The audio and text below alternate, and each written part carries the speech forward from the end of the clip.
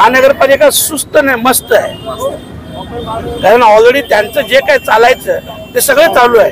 भिवंडी महानगरपालिका वर्षानुवर्ष आपण बघत आलो.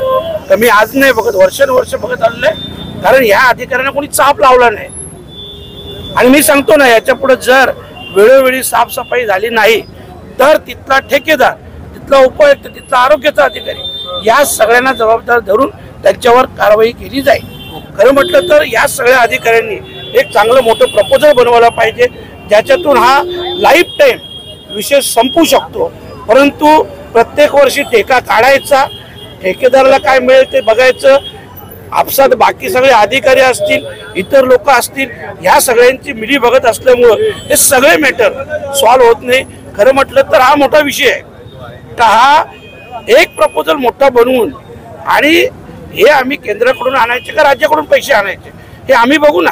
आणि म्हणून मी महानगरपालिकेचे उपायुक्त असतील सगळ्यांना सांगितलं तर तुम्ही फक्त प्रपोजल बनवा. महानगरपालिकेत पैसा नसेल ना, कुठून पैसा आणायचा, कसा आणायचा ते आम्ही बघू. परंतु एक प्रपोजल बनला पाहिजे. प्रत्येक वर्षी येऊन मी इथं पाहणी करणार नाही. माझं म्हणणं, आज पाहणी केली, याच्यात सगळ्या अधिकाऱ्यांशी तुम्ही सोबत राहा, सगळ्या अधिकाऱ्यांशी चर्चा करून एक चांगलं प्रपोजल बनवू आणि ते प्रपोजल वरून पास करून ते काम साधारणतः पावसाळ्यानंतर कशा प्रकारे चालू होईल ही गोष्ट आपल्याला बघायची आहे आणि त्याच्यातून मार्ग काढायचा. लोकांचं लाखो रुपयाचं नुकसान होतं, या ठेकेदारांचं, महानगरपालिकेच्या अधिकाऱ्यांचं नुकसान होत नाही.